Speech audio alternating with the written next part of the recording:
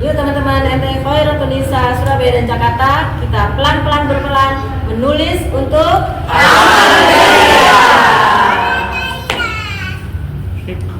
mudahan.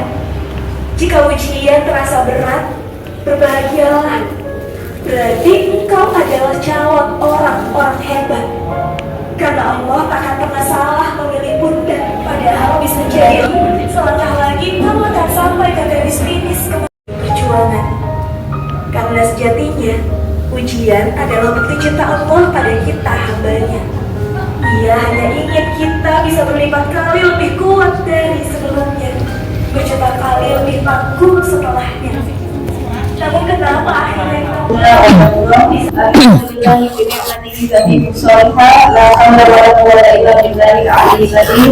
Allahumma shalli wa sallim ala nabiyyina Muhammad wa ala ali nabiyyina Muhammad. Rabbi shrah li sadri wa yassir li amri wahlul 'uqdatam min lisani yafqahu qawli. Assalamualaikum warahmatullahi wabarakatuh. Waalaikumsalam warahmatullahi wabarakatuh. Alhamdulillah, segala puji syukur kita aturkan kepada Allah Subhanahu wa Ta'ala. Hari ini hari Sabtu, hari ini sudah bulan Safar di tahun 1447 Hijriah. Alhamdulillah Rabbil Alamin, Allah memberikan kita kesempatan untuk kita hadir di majelis yang mulia ini dalam keadaan sehat walafiat, afiat jasmaninya, afiat rohaninya, afiat ekonominya. Amin. Allahumma amin. Salawat dan salam tidak lupa kita haturkan kepada baginda Rasulullah Sallallahu Alaihi Wasallam. Mudah-mudahan kita semua yang hadir di sini, keluarga kita tercinta dan juga orang yang kita sayangi, kelak diizinkan Allah Subhanahu Wa Taala untuk bisa mendapatkan syafaat dari Rasulullah Sallallahu Alaihi Wasallam. Amin ya rabbal alamin. Kami ucapkan selamat datang alhamdulillah bagi tamu kita hari ini. Masya Allah, hari ini adalah hari yang spesial. Kenapa? Karena hari ini kita kedatangan tamu dari jauh-jauh. Masya Allah. Dan beliau, Masya Allah, kata Allah, ilmunya luar biasa. Mungkin sudah dikenal di mana-mana. Ya, jadi saya perkenalkan yang pertama, kalau Anda perkenalkan Ta'aruf. Ta'aruf dulu, kalau sudah tahu nanti tak. Ya, kalau sudah saya lebih video akan ya. Nah, insya Allah baik. Saya ingin untuk memperkenalkan para pembicara kita hari ini. Yang pertama ada Mas Ahmad Putra Idrika. Selamat datang. Assalamualaikum warahmatullahi wabarakatuh. Beliau adalah seorang penulis buku-buku bahasa Indonesia. Dia adalah seorang penulis muda yang di usia 25 tahun. Beliau ini sudah menulis 40 buku. Masya Allah. Ini kan years of 40 books gitu ya. 40 buku. Buku-buku beliau adalah buku bestseller yang sudah berada di beberapa toko besar ada di Indonesia. Mungkin yang sebagai penggemar beliau atau pencipta pembaca ada yang namanya Hukuman Saudara Zafira.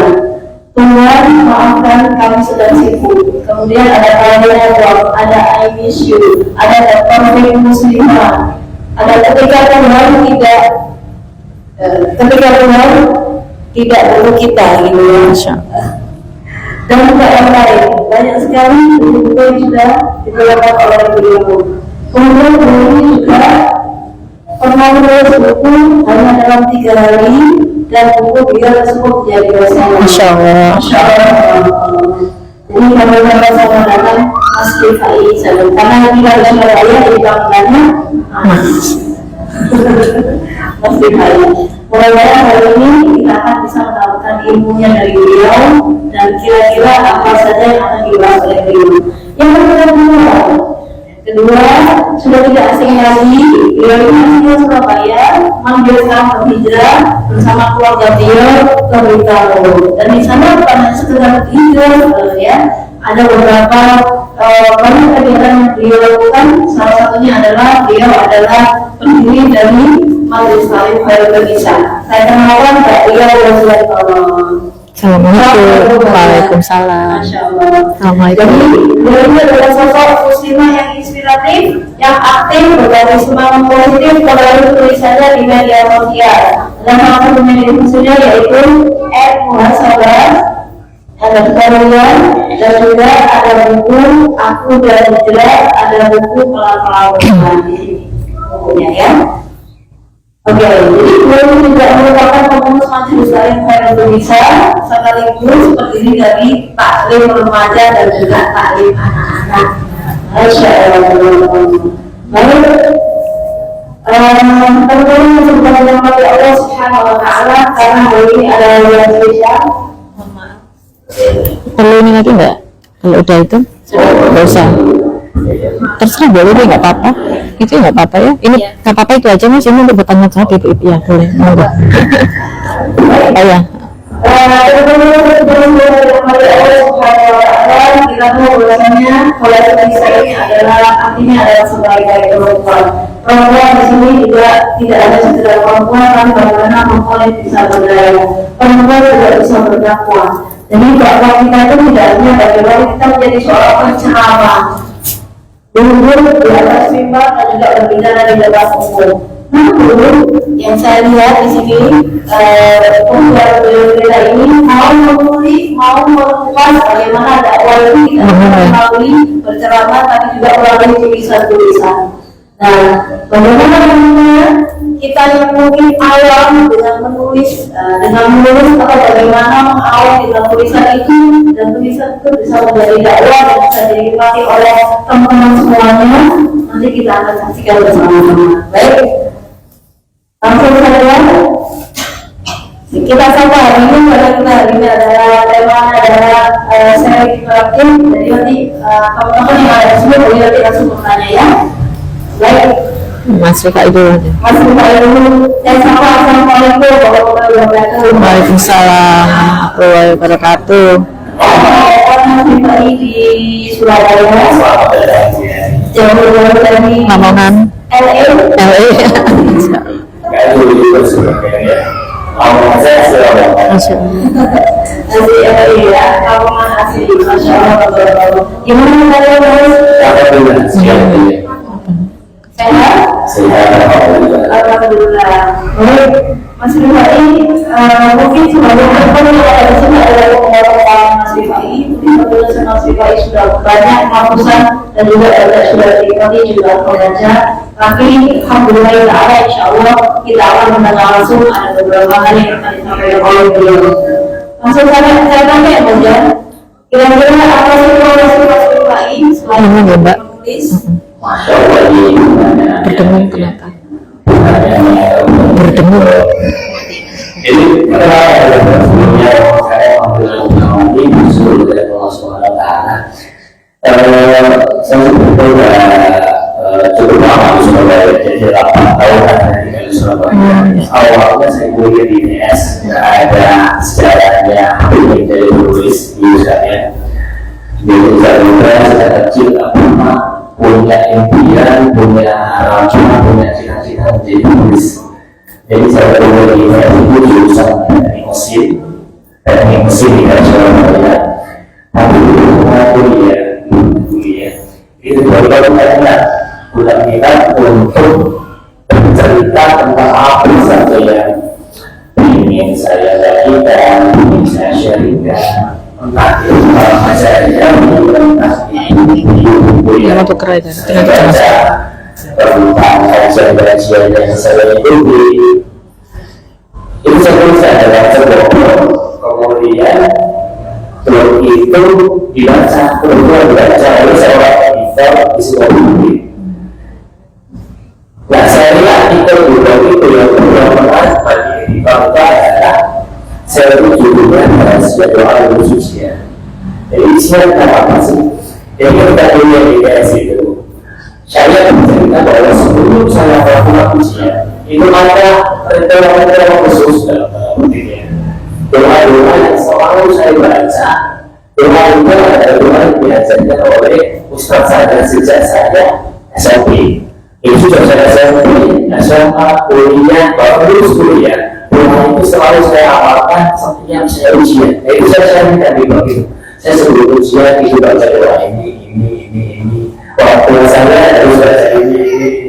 Selalu dilakukan. Nah, alhamdulillah, ketika saya waktu itu saya lulus saya ya di bawah itu.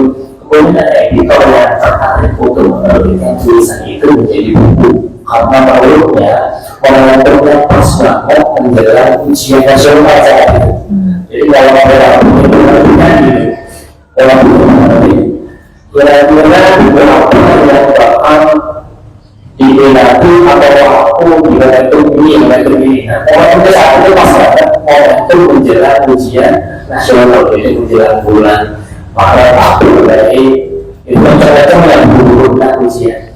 Nah, kedua buku yang awal saya pikir sama sekali bahwa saya menulis sejak saat saya ujian. Selain menjadi seorang insinyur, selain menjadi seorang engineer, kayaknya bisa juga bisa jadi menurut saya saat itu kalau tulis buku kan nggak perlu full time ya. Kan kita profesinya apa saja, insya Allah bisa menjadi penulis. Maka ada profesi sebagai guru, sebagai insinyur, maksud saya saat itu sebagai insinyur berkecuali waktu itu selalu menjadi seorang penulis. Nah,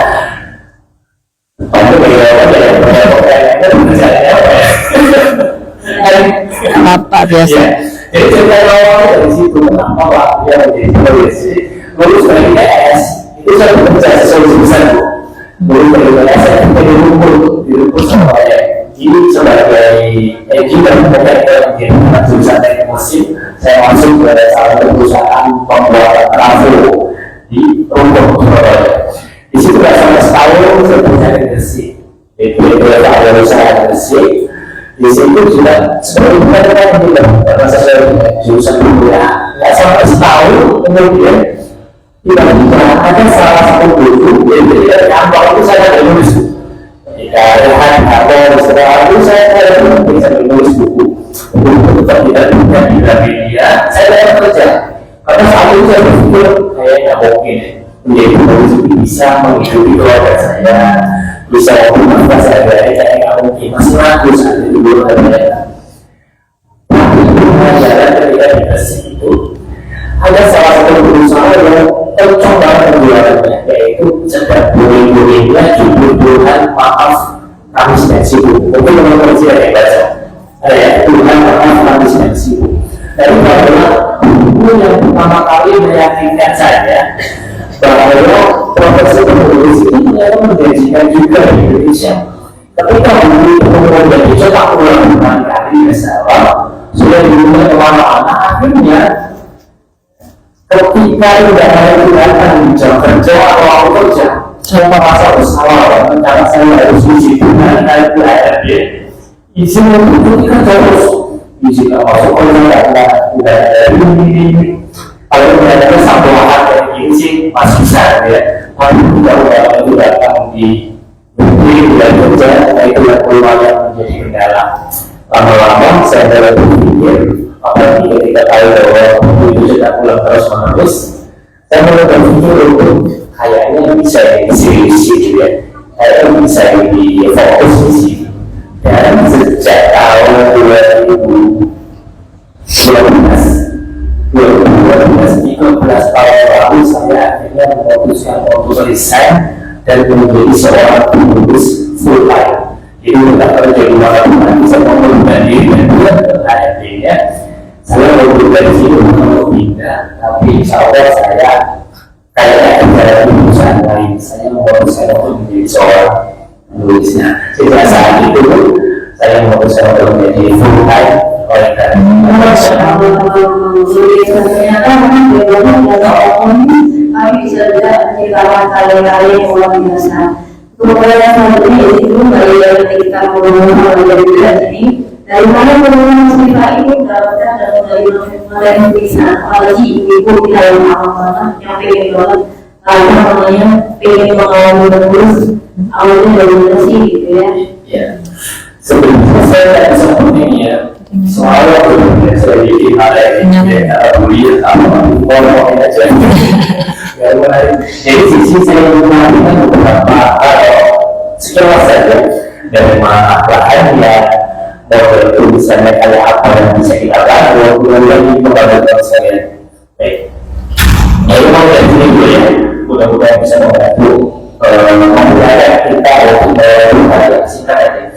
Mengapa menulis cerita? Paling tidak ada 4 hal ini yang menurut saya menjadi alasan terkuat kenapa sih kita harus menulis cerita, ya? Menulis cerita. Dan kenapa harus cerita? Yang pertama, cerita itu berbeda. Jadi cerita itu lebih mudah untuk kita daripada data Allah. Begitu teman membaca buku. Kumpulan cerita inspiratif jika Of the soul. saya sekali sebut itu kan kumpulan cerita-cerita sedih, kumpulan pengalaman dan sebenarnya keseharian ada. Semua orang yang menunggu saya cerita seperti itu, tapi bahkan buku mungkin berikutnya ada lagi tidak boleh selanjutnya. Semuanya ternyata teman-teman closing data 10 tahun dunia sejak tahun 1992 dari semua genre ternyata data inilah yang muncul. Dan apa ini saya kira cuma Indonesia berasumsi sekitar 100 juta orang yang ada data dari mana. Nah, yang paling menarik saya adalah hampir semua urutan setelahnya itu adalah buku cerita, bukan buku sains, bukan buku pengetahuan, tapi kebanyakan adalah buku cerita. Saya mau juga yang film Harry Potter, buku fiksi fantasi Arab yang ratusan juta eksemplar dari seluruh serinya dan seterusnya. Artinya, ketika kita menantikan tulisan itu sama jauh lebih dinikmati daripada berupa data-data, berupa fakta-fakta, berupa fungsinya bercerita. Dan sebelumnya, lebih baiknya. Nah, ini belum saja. Motivasi kita bahwa harus menulis itu nggak harus menjadi seorang penulis, nggak harus sebagai profesi, nggak untuk profesional. Tujuan kita menulis adalah supaya tulisan-tulisan kita itu tetap bisa bermanfaat meskipun kita sudah nggak ada. Pengalaman kita yang bisa sangat berharga. Tulis tahun ini kita pengalaman membaca episode ini kan mungkin nggak mudah. Dan itu semua pengalaman sekali akan sia-sia dan hilang begitu saja. Apalagi ketika kita sudah tidak ada dan bisa bercerita lagi, akan utang sekali ya. Sia-sia kalau tidak kita abadikan khususnya melalui tulisan. Kisah apapun itu. Mungkin ada beberapa ini. Apa kisah-kisah biasa, kisah-kisah kehidupan yang mungkin sebagai orang itu tidak ada yang istimewa, tetapi itu menarik bagi orang lain. Jawabannya adalah bisa. Bukan jangan kisah biasa, kisah kegagalan kita, kisah kesedihan kita, kisah kejatuhan kita, itu bisa berpotensi menginspirasi orang lain. Saya beberapa kali judulnya aku dengan gagalnya. Bayangkan ya, kegagalan pun itu ternyata bisa menginspirasi orang lain.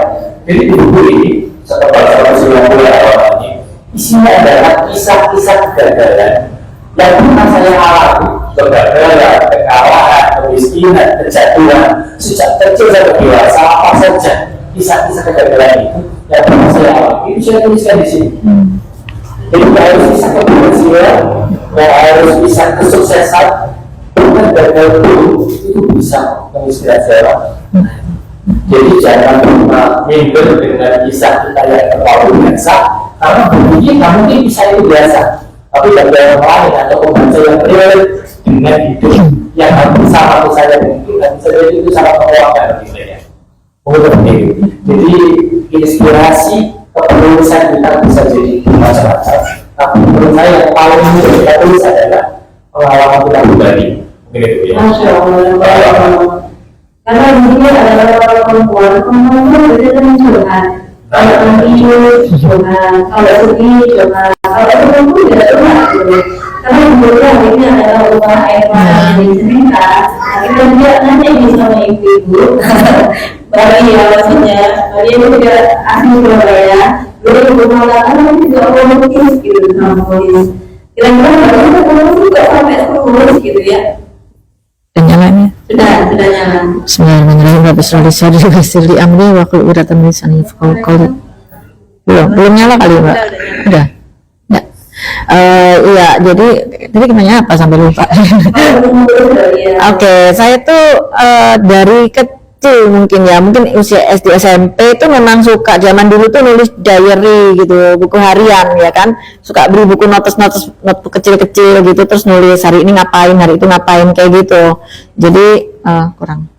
Jadi udah masuk. Ya suka nulis diary aja, perasaan saya hari ini apa, kesel apa itu ditulis gitu. Saking senengnya tuh kadang-kadang kayak saya nonton TV dulu, ada acara mungkin cerita satu angkatan ya, ada film sinetron zaman dulu namanya Aku Cinta Indonesia. Aci, ada yang tahu nggak sih? Ya kayaknya kita semua nih. Mas Rifai udah lahir belum ya? Nggak tahu ya. Ya jadi itu Aku Cinta Indonesia tuh sinetron awal yang menurut saya tuh cukup edukatif gitu ya tentang anak-anak remaja. Nah itu saya tuh tiap kali nonton saya tungguin, saya rekam zaman dulu tuh video VHS, saya rekam, terus saya selesai lagi, saya salin semua kata-katanya, saya tulis ulang di buku buku sekolah gitu, buku catatan gitu. Saya bikin jadi ada episode 1 apa semua gitu loh. Jadi awalnya tuh saya cuman kayak ya istilahnya kayak bukan penulis ya, memang cuman ngopi aja seneng gitu. Nah terus saya suka nulis cerpen gitu, tapi nggak pernah selesai gitu. Ini kan penyakitnya, bukan penyakit ya, kesulitannya ibu-ibu itu apa, perempuan tuh kadang-kadang nulis tapi nggak tahu nih endingnya mau ngapain, jadi separuh selesai nggak selesai ya udah gitu. Nah terus pokoknya saya tuh suka nulis dari situ lah, dari senang nulis. Nah ini singkat cerita sampai kenapa saya bikin buku seperti Mas Rifa ini gitu ya, itu ya ketika saya udah mulai hijrah ke Jakarta gitu kan, bikin ada pengajian gitu kan. Nah suatu hari di sebuah pengajian ini zaman awal-awal kita pada pakai hijab gitu ya, zaman tahun 2012an kayaknya tuh awal-awal berhijab orang-orang tuh, kita tuh saya sama teman pengajian kayak gini duduk sebelahan gitu, cuman bilang gini, kayaknya lagi tren ya artis-artis tuh pada hijrah pakai hijab semua keren-keren gitu kan, kita itu yuk kita tulis tentang mereka gitu. Nah ya boleh, tapi gimana caranya? Nah Qadarullah nggak tahu gimana ceritanya, sebelah kita itu ada ibu-ibu dengar kita ngobrolin itu gitu. Nah ini makanya hikmah dari ngaji juga bisa juga ya, loh kamu bikin tulisannya ya sini gitu kan, jadi sama aku aja gitu, aku ini penerbit loh Qadarullah gitu. Nah kita bilang serius nih gitu kan. Nah ternyata itu waktu itu Dian Rakyat itu namanya waktu itu ya udah kita pertamanya nggak terlalu serius, tapi karena ditanya terus akhirnya saya bertiga itu, bukunya saya nggak ada, suka saya bawa itu gambar cover depannya Dewi Sandra. Akhirnya itu isinya kita benar-benar saya tuh sama teman bertiga itu terjun langsung. Nah kebetulan saya nih orangnya kan ini ceritanya agak loncat-loncat ya, seneng gitu ya kalau ketemu public figure tuh foto, minta tanda tangan. Nah jadi saya banyak kenal mereka tuh karena saya tuh sebagai fans biasa sebelumnya suka minta foto tuh, saya suka cuek aja kalau mau. Nah jadi saya datengin artis-artis itu yang saya kenal lewat sosmed itu, wawancara, izin mereka mau nggak dibukuin. Alhamdulillah jadi bukunya tuh kayak belum pernah saya kasih ya Mas ya, udah nggak ada di peredaran. Jadi itu cerita-cerita mereka berhijab itu jadi buku pertama kita, yaitu Qadarullah yang membuat saya itu akhirnya, loh ternyata kita bisa jadi buku ya gitu loh. Nah terus yang kedua ini singkat cerita juga, pokoknya gimana perjalanan saya sebenarnya nggak berani mengatakan saya ini penulis, saya ini masih terlalu dini, buku juga masih sedikit. Nah terus yang kedua ini Aku dan Hijrah. Ini yang pertama itu kan Aku dan Hijab. Nah Aku dan Hijrah ini karena karena kayak Mas Rifai tadi sering mungkin ada penerbit yang melihat saya juga suka nulis gitu, muasabalia mungkin, atau lihat IG saya, ditawarin lah sama ini namanya penerbitnya Gema Insani. Jadi ditawarin tuh jadi konten kreator, bukan ditawarin buku, bukan. Jadi kayak konten kreator, Mbak Lia mau nggak kita ketemuan yuk, Mbak Lia bikin konten-konten buat IG-nya Gema Insani. Waktu itu gitu doang gitu. Oh ya udah boleh deh. Nah terus dari ngobrol-ngobrol saya bikin konten, terus mereka yang upload, saya di tag gitu aja sih. Nah tapi saya iseng nanya, Mbak gimana sih caranya bikin buku, kalau mau bikin buku nyetak buku di situ gimana caranya? Oh ya nanti saya kenalin nama editornya bla bla bla gitu. Nah saya cuma iseng gitu ya, terus saya dikenal editornya, saya juga cuma iseng kalau bikin buku nih. Tapi nggak tahu gimana ya, emang itulah red carpet yang diberikan Allah gitu ya kepada kita, ketika kita udah gitu tiba-tiba ada gayung bersambut, dia malah gini, Mbak Lia jadi mau bikin buku apa? Nah, saya malah bingung apa ya. Sempat terpikir, tapi ini spoiler ya, apa sahabat ya, kayaknya itu paling asik sih gitu, diskus sama mereka gitu, sampai akhirnya mikir ya karena saya juga di lingkungan pengajian yang banyak ibu-ibu baru hijrah kayak gini gitu, apa tentang hijrah ya, kemarin hijab. Nah saya ini orangnya nggak kreatif kan, yang pertama aku dan hijab ya, yang kedua aku dan hijrah gitu. Judulnya ya gitu-gitu aja karena ya kurang kreatif. Nah yang ketiga itu juga apa namanya, tadinya judulnya mau aku dan gitu ya, ini judulnya yang ketiga apa nih, pelan-pelan berperan. Sebenarnya tadi judulnya maunya aku dan dakwah gitu. Tapi saya mikir lagi kayaknya kalau judulnya terlalu apa ya, orang tuh takutnya ngirain dakwah itu kayak materi ceramah ntar dikiranya, padahal saya tuh mau berbagi cerita tentang ini loh teman-teman aku pengajian ini loh, kayak ini ada yang jadi MC, ada ini, ternyata ini semua kita gerak dalam dakwah loh. Ternyata dakwah tuh nggak harus kayak Mas Rifai atau Ustadz atau Ustazah gini di depan, enggak.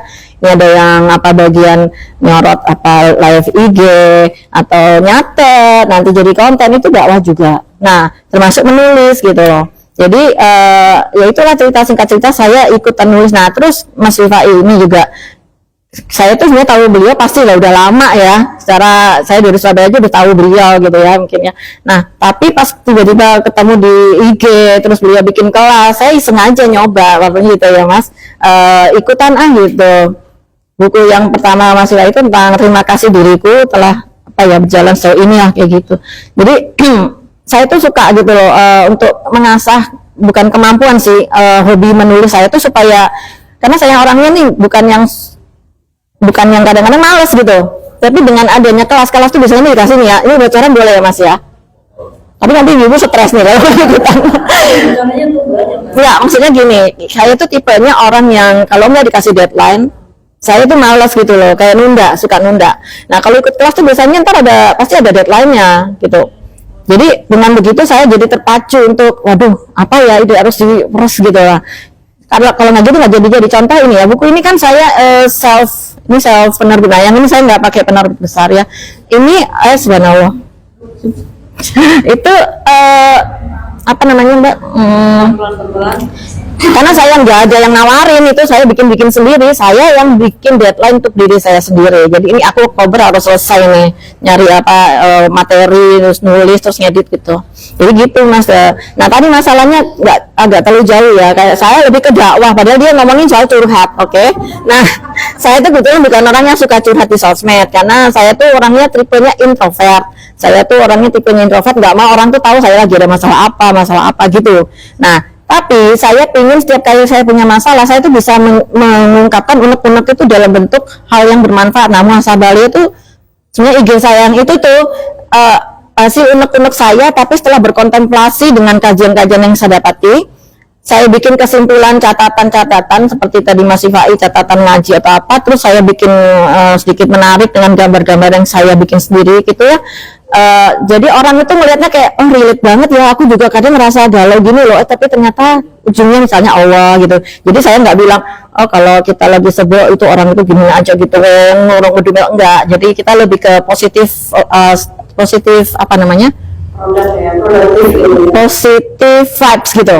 Jadi nggak bikin orang itu jadi ikut kesel baca tulisan kita, tapi orang itu jadi tersemangat, oh iya ya ternyata bisa juga kayak gitu gitu. Masya Allah, jadi luar biasa. Tapi yang muslimah yang berdaya dengan sudah mengeluarkan 3 buku. Itu adalah lupa yang terakhir. Aku dan hijrah dan aku pelan-pelan berubah. Bentar lupa, tambah lagi. Ini yang terakhir buku terbaru. Ini sangat fresh ya. Ini bukunya nih, lihat tulisannya, namanya ada Ahmad Rifai Rifan dan Lia Yogiantara. Ini judulnya. Nah ini salah satu buku antologi yang terakhir sama. Bikinnya baru jadi kemarin banget, fresh from the oven. Jadi isinya tuh kita. Nah ini kesempatan nih buat teman-teman. Aku boleh namain dikit ya. Ya. Jadi ini ya, dengan adanya kelas-kelas buku antologi yang dibikin kayak Mas Rifai dan teman-teman penulis lain itu, sebenarnya itu kesempatan loh buat kita. Kita misalnya ngerasa aduh bikin buku kayaknya nggak mungkin banget tuh, satu buku gitu gue nulis apa gitu kan. Tapi dengan adanya kelas itu paling kita cuma diminta satu aja tulisan, paling berapa halaman sih, 2-3 halaman, nanti digabung sama teman-teman yang lain jadi deh buku kayak buku kita sendiri gitu. Padahal ya itu rame-rame, tapi itu kesempatan buat kita apa ya, menunjukkan buat kita oh bisa nulis ya, Jadi nggak merasa berat, dan kita juga nggak punya target jual harus 1000 eksemplar, enggak, beli 1-2 boleh gitu Mbak. Masya Allah. Salah satu tipsnya nanti akan diukur lagi oleh Mas Rifai, tips-tips lagi yang lainnya ya. Baik, Mas Rifai, ini kayaknya ini pertanyaan juga sih bagi muslim, mungkin saya mewakili ada di sini. Apa sih kira-kira manfaat menulis buat teman-teman kita, terutama ibu-ibu atau kaum muslimah ini yang biasanya curhat di medsos dan lain sebagainya? Gimana Mas, manfaatnya apa? Ada kekuatan pribadi gimana? Manfaat menulis. Dan misalnya tadi ya, gampang hal tadi ya. Apa saja tadi? Masih ingat kan? Tapi ya nggak ada notis, jadi nggak ada notis. Yang pertama, yang pertama adalah dengan kita menuliskannya, insya Allah kita bisa menguat kembali kalau kita sudah diingat. Yang kedua adalah kita lebih menggerakkan. Berkala-kala waktu itu kan, apalagi kalau seorang yang tidak terlalu biasa ngomong panjang, gitu ya. Kalau kuliah kalau misalnya yang ngomongnya itu putus, itu nggak kita orang itu jauh lebih susah. Tapi kalau dengan tulisan, saya merasa ini banyak yang lebih berat ketika membaca buku saya dibandingkan ketika saya ngomong. Akhirnya saya lebih senang nulis daripada bicara dari saya. Sebenarnya saya lebih suka nulis daripada Bicara. Apalagi saya baca tulisan saya itu ternyata respon dari pembaca itu banyak yang merasa lebih dan tidak melakukan aktivitas kebaikan. Kemudian yang ketiga adalah proses emosi ini. Ada yang bilang bahwa ketika kita menulis, jika tulisan kita itu tidak dibaca oleh siapapun, sebenarnya tulisan itu tetap bermanfaat bagi diri kita. Karena untuk tulis emosi itu ternyata healing terbaik itu salah satunya dengan menuliskan permasalahan kita. Bahkan dengan menuliskan aja itu sudah mengurangi 50% dari beban hidup kita. Jangan dilakukan lagi. Jadi kalau kita mau berjuang dengan emosi dan kesedihan yang terakhir ini insya Allah lebih penting. Kita lihat dan kita sudah menuliskan apalagi sudah dalam buku, mungkin awalnya tak langsung buku ya, mungkin kita berbagi melalui konten di media sosial. Jadikan itu sebagai tabungan tulisan, tabungan tulisan. Nanti ketika konten itu sudah banyak, tak perlu peduli berapa viewsnya, tak perlu peduli siapa yang like, siapa yang komen, dan sebagainya. Anggap saja itu adalah tabungan tulisan kita. Kalau dibaca dan orang alhamdulillah, kalau nggak punya masalah, karena kita tulis di situ bermakna. Kalau nggak pengen, nggak berbeda, itu coba bikin akun lain. Akhirnya saya motivasi muslim pakai apa dulu, kan kita ngaku tulisan di situ. Akun itu besar atau tidak masalah. Tapi kalau udah jauh besar, ya itu bonus. Iya. Tapi kalau ternyata akun itu ya segini, itu minimal kita punya dengan tulisan. Yang nanti ketika tabungan itu sudah banyak, bisa dikumpulkan menjadi sebuah karya sendiri. Bisa jadi buku atau yang lain. Ya.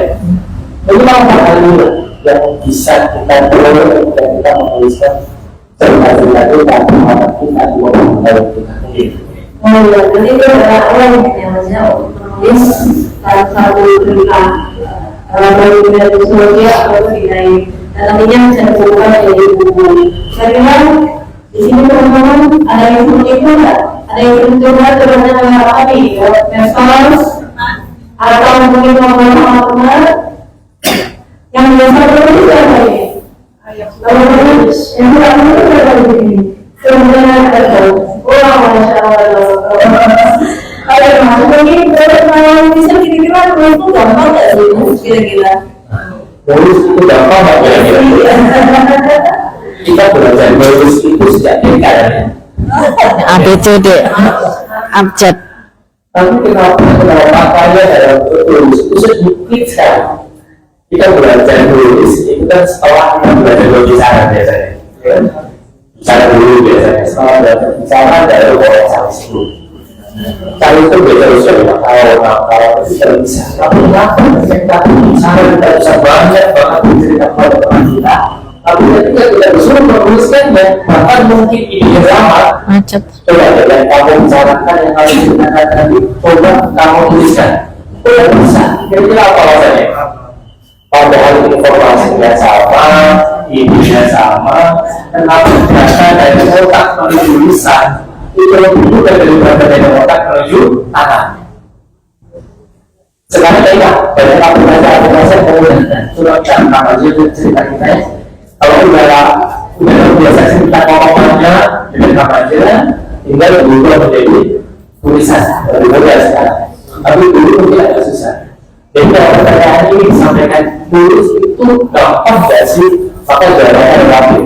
Relatif. Kalau kita ngomongnya dalam tulis adalah harus perfect, harus dinikmati banyak orang, harus langsung ngaruh.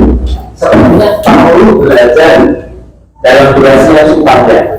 Tapi kalau kita melihat tulis itu cuma saya belum berbagi loh, saya punya sharing pada hambatan-hambatan yang kita takutkan di tulisan ini. Nah, ini tulisan ini harus baku, tulisan saya harus dibaca oleh orang, itu kan kemudian sudah tidak ada lagi. Karena dengan kita sudah saya ingin berbagi, nggak usah dilibatkan dengan urusan-urusan detail seperti itu. Saya cuma ingin berbagi aja. Dan kita pikir seperti itu baru dari berikutnya kita menuliskan ini kita. Oke, mungkin ada pertanyaan. Tadi yang tadi disampaikan oleh Mas Ifai atau Badia, silakan. Ada pertanyaan? Oh iya, masya Allah. Perkenalkan, nama saya Fatma. Masuk tes Badia yang nomor 1. Masya Allah. Dari awal beliau menulis.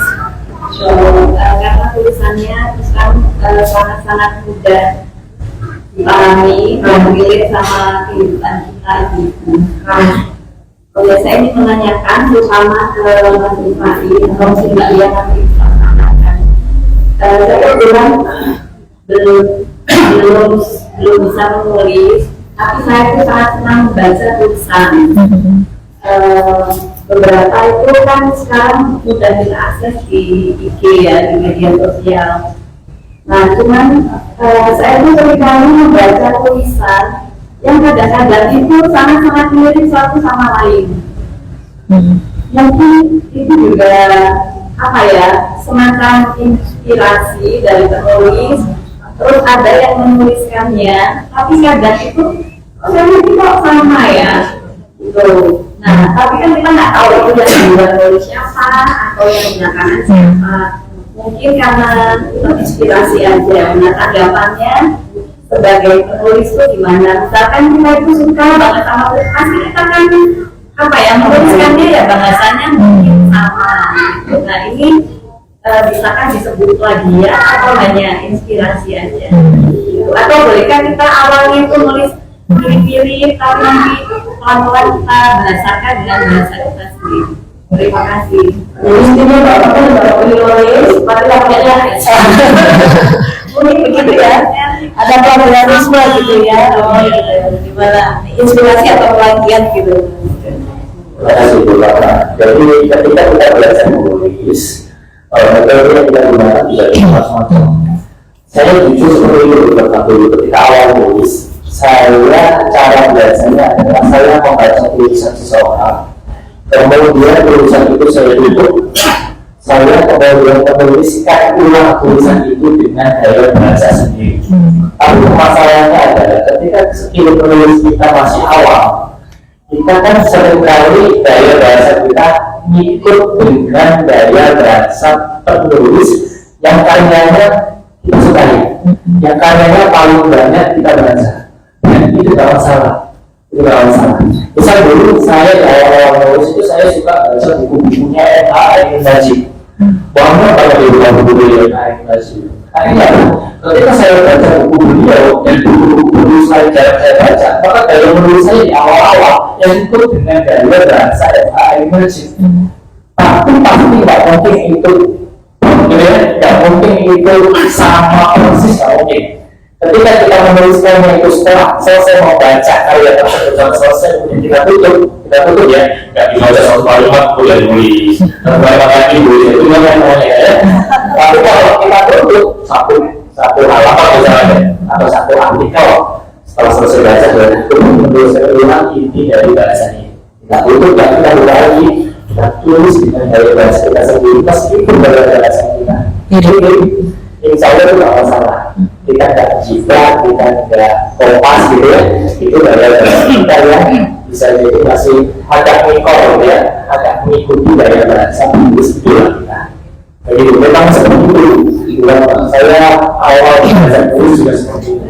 Kalau saya ulang tulisan yang saya baca. Dia berulang yang baik mungkin. Iya, ya saya setuju juga sama Mas Rifai. Ya kayak tadi saya cerita, kalau saya dulu bukan dari buku, tapi ya itu dari film atau yang sinetron yang saya lihat. Setelah selesai saya semuanya itu saya tulis ulang gitu, dialog-dialognya pakai tanda kutip, koma dan sebagainya. Jadi itu awalnya tuh dari situ. Terus akhirnya sebenarnya gini, learning by doing itu maksudnya karena kita sering melakukan jadi habit, nanti lama-lama kita sendiri akan berproses, lama-lama jadi kebiasaan yang ya kita nggak pakai mikir lagi, udah nulis aja gitu loh. Dan memang kalau style mirip-mirip itu udah biasa, nggak usah nulis deh, gambar.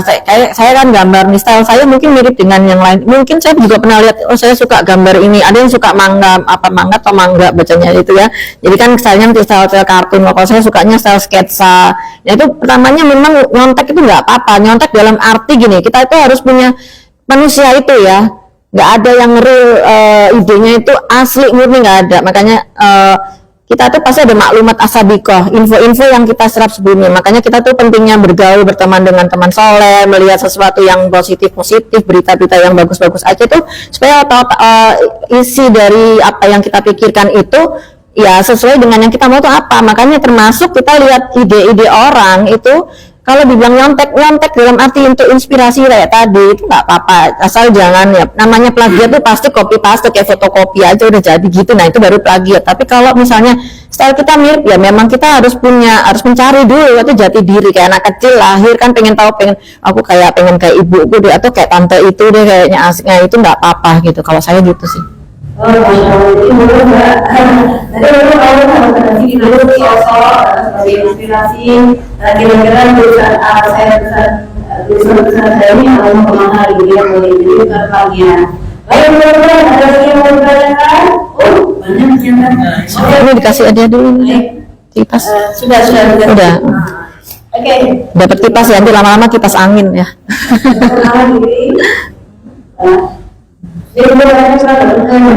Oh, Masya Allah, ya. Saya mau bisa. Nggak mau jalan. Saya pernah datang ke kajian yang dibenarkan. Oh, Masya Allah. Tapi saya waktu itu saya tidak sengaja datang karena saya sebagai perawat, saya mendampingi. Oh, Masya Allah. Saya kembali memang saya asli perawat. Oh, gitu. Alhamdulillah dan alhamdulillah saya mengenal karya Alhamdulillah pribadi, Masya Allah, mulai tahun 2012. Mungkin kalau nggak saya salah dengan senang datang ke sekolah Tahun piro? Oh, Masya Allah. mengenal karya-karya dengan beberapa pernah juga di sekolah tersebut. Juga bagian dari yang pernah diusahakan saya dan beberapa waktu itu, nah saya belum bisa saya nggak bisa berikan saya mau bisa masing-masing ya, tapi kita ngomong ya seperti yang dibilang tadi, apa ya, kali itu menjadi dari yang bisa ngomong dulu, terusnya lalu yang belajar saya tanyakan. Jadi anak saya itu bukan sudah mengenal handphone mulai jadi semua kata-katanya direkam, sudah jadi dia belajar membaca dan tulisan ada yang dia katakan ini. Kemudian dia pernah bilang saya untuk diterbitkan suatu buku, karena beberapa saya sudah coba, tapi kan banyak penolakan.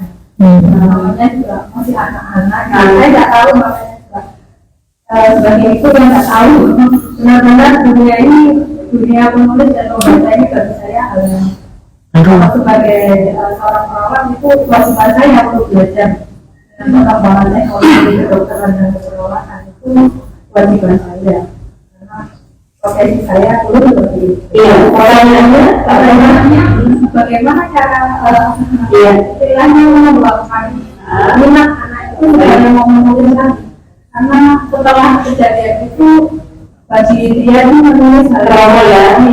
trauma kan penolakan ya, ada anak kecil yang masih bisa menulis dan bisa membaca di kelas 4 SD, tapi juga ada penolakan yang begitu banyak dari beberapa pertanyaan. Masya Allah. Terima kasih ya, Masya Allah. Terima kasih ya, bagaimana ini menjadi trauma. Jadi dia pengen nulis, tapi dia tidak mau nulis lagi karena ada kejadian. Gimana? Baik, ya. Kalau orang dewasa lebih mudah bagi kita mungkin menghilangkan trauma itu, tapi ini masalahnya adalah saat ini masih kelas 4. Ini SMA kelas 1. Udah. Berarti kita berkarya itu masih kelas 4. Sekarang itu sudah tak tulis lagi sama sekali sampai sekarang. Menulisnya juga enggak, tapi dari gambar aja. Komunikasi doang karya yang atau skill yang awalnya sudah ada itu sama jauh lebih mudah dibandingkan benar-benar dari nol. Sehingga tugas kita adalah gimana caranya membangkitkan kepercayaan diri itu kembali. Caranya bisa bermacam. Kalau kita menyerahkan karya kita itu lebih besar, itu hanya awal kalau kita serahkan langsung kepada ekonomi nasional, jangankan terus mengulang gitu ya. Penulis yang sudah berpengalaman pun kadang ditolak juga bahwa memang tidak sesuai dengan pembantunya. Jadi menawarkan kebebasan. Kalau sekarang insya Allah medianya jauh lebih banyak. Media itu memberikan jauh lebih banyak saat ini. Jadi mungkin kita bisa menginspirasikan atau motivasi kembali.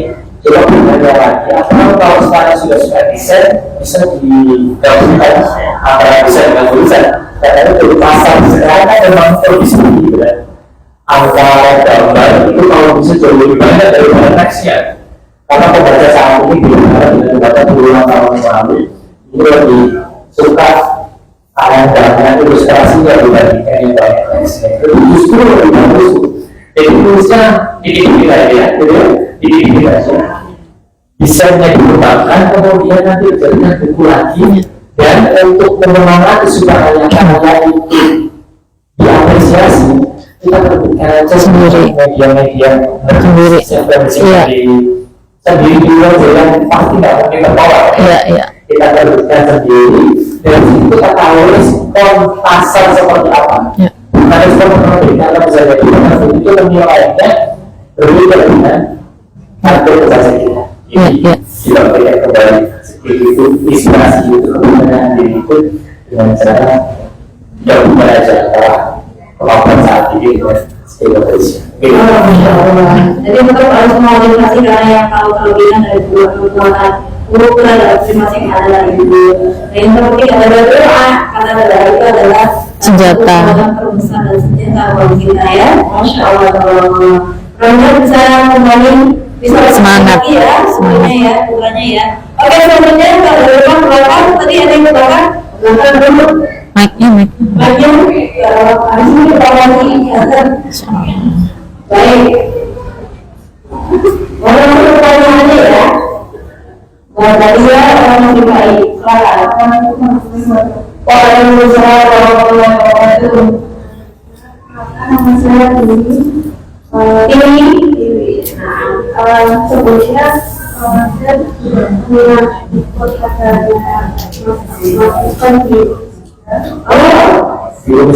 ya kamu juga mau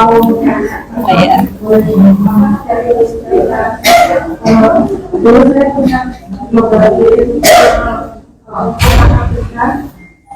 yang punya itu terus saya nah itu kan bagiannya tuh bagian sekolah tapi jelas dari juga ada yang jadi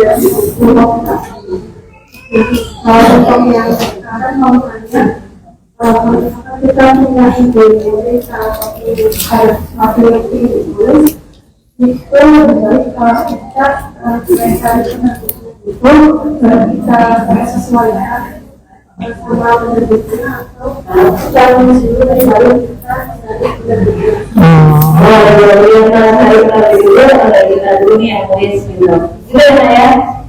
ini ya, oke, thank you. Dari Sidoarjo. Jadi kita cari penerbit dulu, baru kita tulis sesuai tema yang diinginkan penerbit. Kalau kita tulis sesuai dulu aja suka-suka kita, baru kita cari penerbit. Kira-kira yang mana dulu gitu ya? Dapat dulu gitu ya? Iya. Kita nulis suka-suka kita penerbit. Iya, setuju. Baru nanti kita cari penerbit sesuai dengan penerbit mana kira-kira yang suka dirasakan. Apalagi kalau kita masih pemula, kalau kita masih pemula, betul dari kita langsung ke keinginan penerbit sulit banget, susah banget. Kita tulis sesuai dengan passion kita, sesuai dengan minat kita, sesuai dengan keinginan kita. Kita terlebih dahulu dengan buku itu selesai dari dulu, atau tulisan kita selesai dari dulu. Nanti ketika tulisan itu selesai, baru dari penerbit yang sesuai dengan kira-kira tema ini bagaimana ya? Insya Allah. Jadi kalau kita masuk, kalau tema fiksi aku berbeda ini, kalau temanya filsafat aku berbeda ini, kalau temanya cinta aku berbeda. Jadi tulisan saja suka-suka kita Pak Diri sesuai dengan keinginan kita terlebih dahulu. Yang penting kita bisa bertahan tulis sampai selesai itu yang videonya. Karena banyak idenya yang ada pertengahan video yang bisa selesai dan 100% baru kita cari penerbitnya. Insya Allah ada yang sesuai dengan tema yang tidak ada. Oke, kita betul-betul. Mungkin Mbak gimana Mbak Lia? Iya, ya, saya termasuk newbie sih sebenarnya ya dalam hal penulisan. Sebenarnya yang cocok menjawab ini memang Mas Rifai yang sudah banyak malang mikung, malang melintang di dunia kepenulisan. Tapi memang saya mengalaminya dan saya merasakan gini, yang pertama dan kedua itu kan memang qadarullah rezeki saya ya. Jadi istilahnya ada pihak-pihak penerbit yang menawarkan red carpet ini, kamu mau nggak ini? Nah itu rezeki banget karena memang seperti kata Mas Rifai, mungkin nggak mudah untuk kita kalau pemula langsung masuk gitu. Jangan yang pemula, yang Mas Rifai mungkin juga pernah ditolak, pasti kan, makanya dia gagal berkali-kali kan. Aku banyak gagalnya itu ngaku. Nah saya pun ini sebagai pemula saya beruntung rezeki 2 kali langsung ditawarin gitu. Nah yang ketiga ini sebenarnya pengalaman baru buat saya ketika saya jujur aja ini saya nawarin gitu ke penerbit-penerbit yang saya kenal gitu ya. Ternyata dia itu tadi tidak tembus, kalau ibaratnya tuh kayak tadi ditolak kalau katanya Mbak Maulida tadi misalnya ya itu bukan ditolak sih, misalnya mungkin ini Mbak lebih cocoknya ini udah. Tapi saya langsung berpikir, sebenarnya tadi ini saya mikir indie, istilahnya itu penerbit indie ya. Indie itu bedanya, ini boleh cerita dikit ya Mas ya, mungkin Mas Ifai sebenarnya lebih cocok cerita, tapi saya jadi belajar. Kalau ini tuh kita nerbitin sendiri, mau cetak berapa kita nggak ada minimal itu, mesti 3.000, 1.000 eksemplar tuh bebas, karena ya buku-buku kita nyetak harus banyak. Yang penting tapi memang gitu loh, kalau indie atau nyetak sendiri, kitanya harus punya modal. Modal itu maksudnya ya kita yang nyetak, kita istilahnya modal ngeprint lah gitu loh. Itu cuman enaknya ngeprintnya nggak harus banyak. Beberapa penerbit indie itu nggak ada minimal cetak sih, alhamdulillah sekarang. Mungkin yang dulu ada minimal sekian ratus, tapi sekarang ya alhamdulillah saya nyetak juga cuman paling berapa 20-30 nggak apa-apa gitu loh. Ini Mas Rifai juga punya penerbitan, mungkin bisa di lobby ya gimana caranya bisa Mas nyetak satu itu boleh nggak gitu. Nah jadi gitu memang kalau karena gini, saya yang ini kenapa kok saya yakin yang ini mungkin saya juga memahami ya tema dakwah itu mungkin dari penerbit mayor itu penerbit yang besar-besar itu ya, mungkin temanya terlalu spesifik, mungkin kayak gini nggak semua orang mungkin tertarik, karena kan mereka kan pasti akan memikirkan untung ruginya sendiri buat perusahaan, itu yang saya pikirkan ya. Jadi saya maklumi ketika ditolak ya mungkin temanya kurang komersil ya, kurang menarik untuk umum gitu. Ya nggak apa-apa, kita indie tadi banyak cara, ya udah indie itu insya Allah bisa kok gitu. Jadi untuk yang ibu-ibu atau anak-anaknya mau nerbitin sendiri, kita nggak usah tahu muluk-muluk dulu ke perusahaan besar. Memang kalau perusahaan besar tuh memang kita nggak ngeluarin apapun gitu ya. Cuman ketika ada kesulitan, ternyata tema kita nggak menarik mereka untuk menerbitkan, Udah cobain dia aja gitu, cariin dia yang mau nyetaknya cuma 2 biji sebiji gitu, nggak harus sama banyak gitu.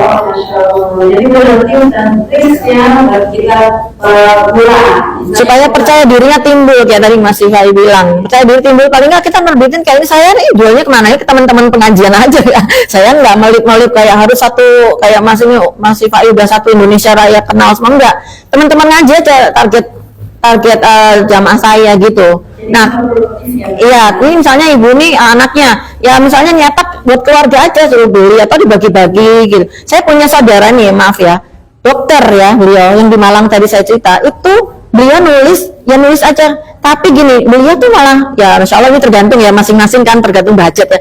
Nggak untuk dijual, untuk dibagi-bagi ke pasien-pasiennya. Ya nggak tahu, siapa tahu nanti beliau suatu hari jadi penulis gitu. Jadi tadi kayak Mas Wia bilang, menulislah karena kita pengen menulis. Kalau saya bilang memang tidak untuk, kalau saya sendiri memang tidak untuk keuntungan komersil gitu, enggak. Itu lebih punya kepuasan batin yang berbeda daripada dapat kepuasan batin, wah aku laku sekian eksemplar, enggak. Bedanya sih itu sih rasanya. passion ya Pak ya. Ya passion. Passion di dalamnya. Baik, Masya Allah, tips yang luar biasa. Kalau yang di depan, depannya dua Kanan kiri. kiri ya. Kita ya. Tadi jam dulu. Dari Gresik nih. Tadi Gresik, Masya Allah. Assalamualaikum warahmatullahi wabarakatuh. Waalaikumsalam warahmatullahi wabarakatuh. Nama saya Lydia.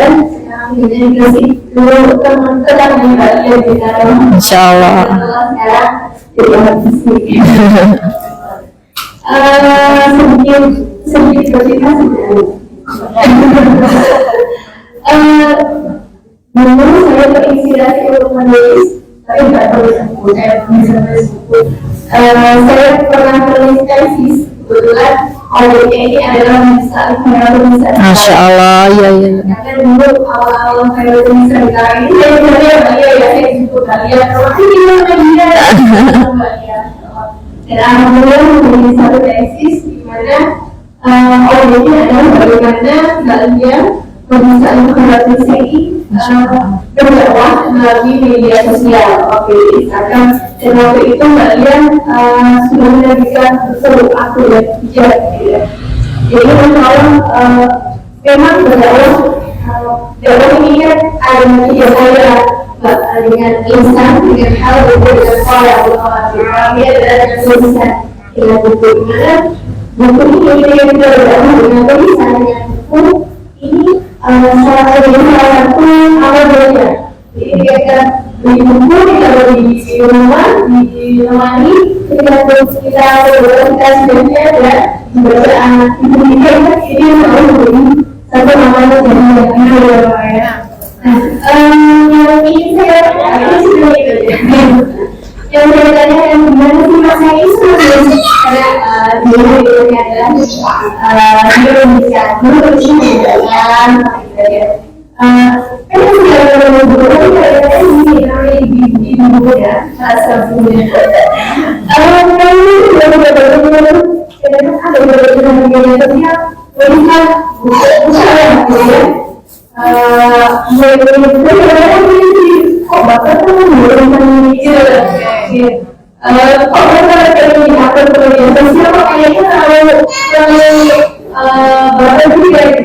dan gimana sih caranya dia agar kita membangun positive vibes seperti yang tadi kalian sampaikan dalam menulis gitu. Jadi harus memberikan kita sedih tapi nggak terlalu bikin apa namanya terlalu baik gitu ya. Jadi kalau begitu seperti itu ya. Terus yang kedua kita sebagai ibu-ibu gimana caranya? Jadi kalau kita pulang ke bawah masih mengakses media sosial, bisa berdakwah melalui media sosial, ini tidak bisa buku.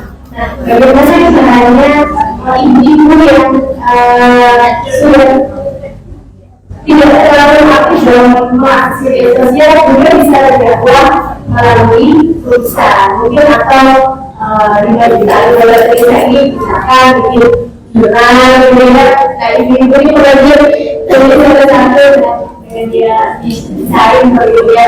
Jadinya biar kita nih juga bisa diambil dalam kedakwaan secara orang gitu ya. Itu warahmatullahi wabarakatuh. Sudah ya. Baik, silakan Mas Rifai ditanggapi.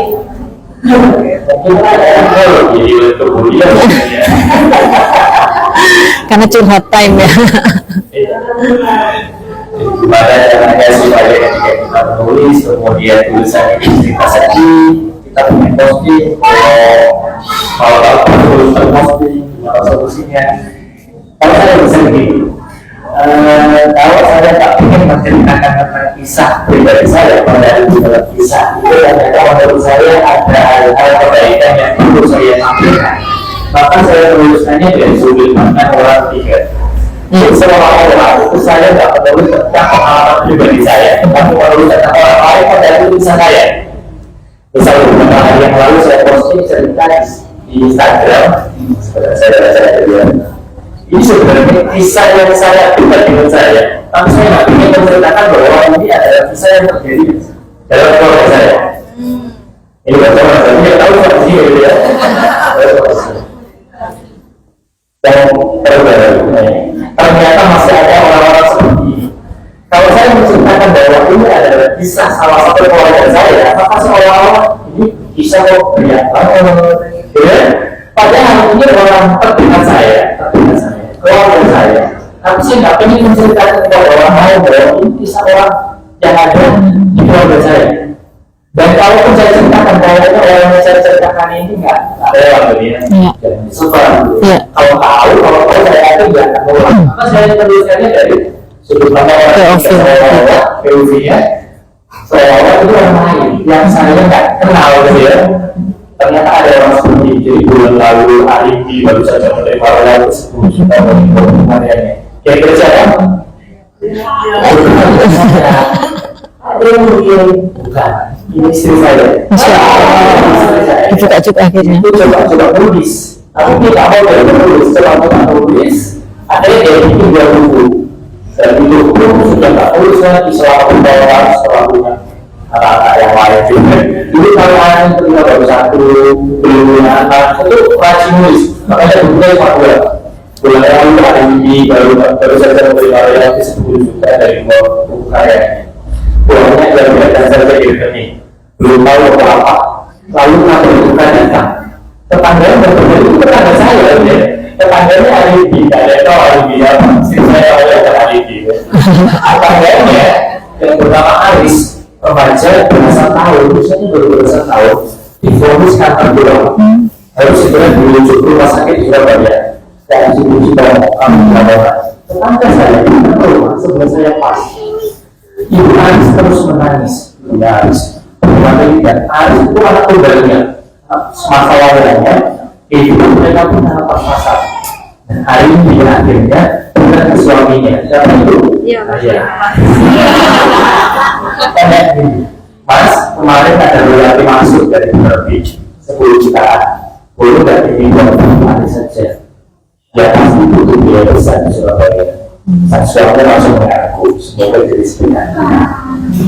Hari ini menyerahkan uang untuk Ibu Aris. Ini ada rezeki pakai Ibu Rojo untuk mengobati Aris. Ibu Aris tidak kuasa mengenai uang.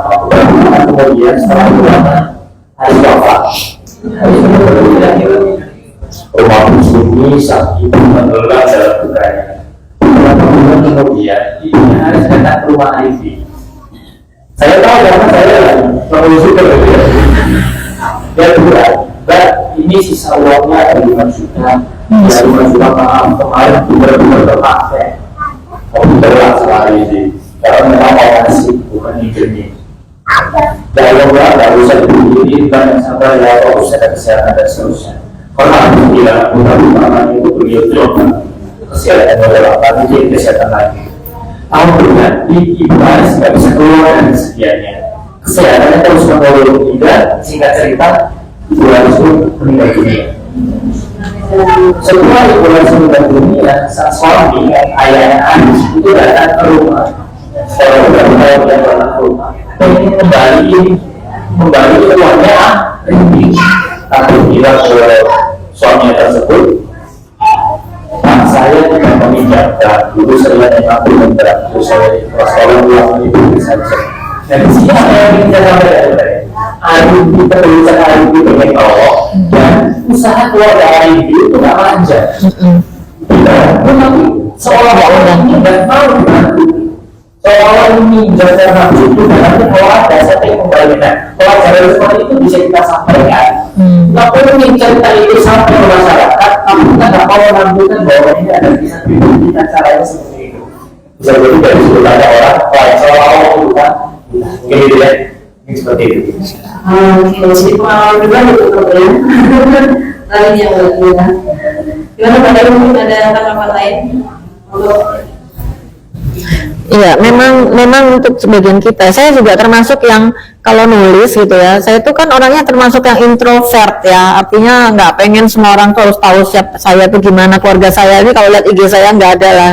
Dulu mungkin ya awal-awal, tapi lama-lama terus mikir ngapain sih gitu kan. Nah, termasuk dalam hal bercerita gitu ya, saya tuh dari dulu nggak mau, karena gini, saya beranggapan kadang-kadang yang kita ceritakan tentang diri kita sendiri gitu, itu siapa tahu itu aib sebetulnya, tapi kita nggak sadar. Nah itu yang saya takutkan dari dulu ketika menulis, bahkan ketika baca ini ya buku-buku hijrah. Mungkin yang awal itu yang artis-artis oke lah, tapi artis itu kan semua terbuka ya, nama-nama yang di aku dan hijab itu ya. Jadi saya nggak ngerti ya, ada fotonya kayak majalah sih. Alhamdulillah semoga semua mereka istiqomah dalam berhijab.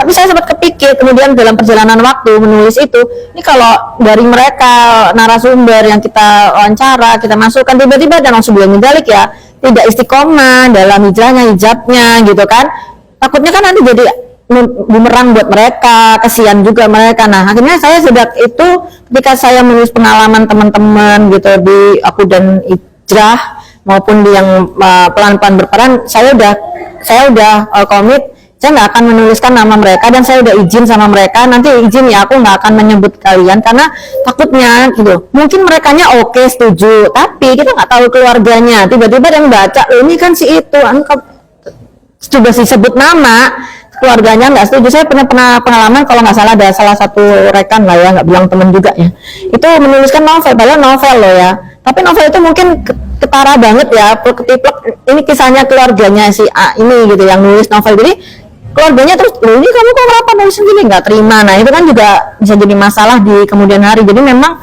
harus hati-hati sih kalau menuliskan kisah gitu loh. Makanya kalau ngeliat ini ya, ini saya bukan berarti melarang kita menuliskan cerita apa curhat-curhat itu ya, tapi kayak ini saya di buku yang antologinya Mas Rifa ini, saya juga bingung mau nulis apa ya. Saya nggak mau cerita tentang keluarga, nggak mau cerita tentang teman gitu ya.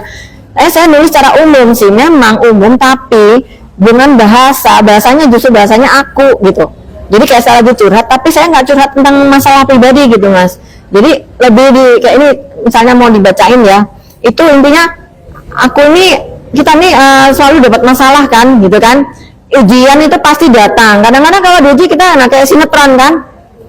Kok aku sih, kenapa sih Allah tega banget sama aku? Kalau sinetron kan gitu banget ya, kita tuh korban sinetron, jadi curhatnya salah statement, salah caption, padahal kita harusnya alhamdulillah ala kulihal misalnya kayak gitu. Nah itu dibikin seperti itu, akhirnya saya juga menulisnya nggak terlalu kelihatan kalau itu saya misalnya gitu, tapi dari pengalaman saya, jadi ya nggak teori juga, tapi saya kayak curhat, cuman saya nggak nyebutin dong masalah saya apa. Intinya saya ketika ada masalah ternyata, oh ya Allah ternyata, nah maklumat asabikoh itu informasi yang kita dapat sebelumnya dari ngaji-ngaji seperti ini, itu bisa jadi sumber sebetulnya. Kayak saya tuliskan di sini buku ini, doa-doa yang saya dapat dari ustadz-ustadz yang ceramah di pengajian Khairatul Nisa, doanya saya masukin gitu. Nah ini mudah-mudahan jadi pahala jariah juga buat ustadznya. Nah jadi lebih ke situ sih kalau saya ya, konsep menulis yang saya inginkan. Nah tapi kan tiap penulis pasti punya beda-beda tujuan, visi, misi, nggak masalah. Nah, tadi kan saya menjawab pertanyaan karena Mbak Nida takut nanti kelihatan banget sih, baper banget kayak aku kok terlalu curhat banget. Nah, mungkin bisa jadi satu tip, dirubah aja cara POV-nya itu kayak kalau Mas Rifai bilang orang ketiga. Nah, kalau saya tetap ada perasaan dicurahkan, tapi nggak perlu mencurahkan permasalahannya. Nah, kayak gitu kira-kira ya Mas. Tadi yang itu? Pakai mic ya.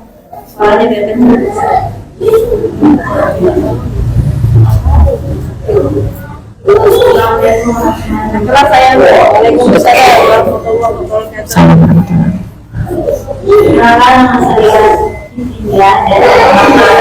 Masya Allah, cucu nyebrangnya.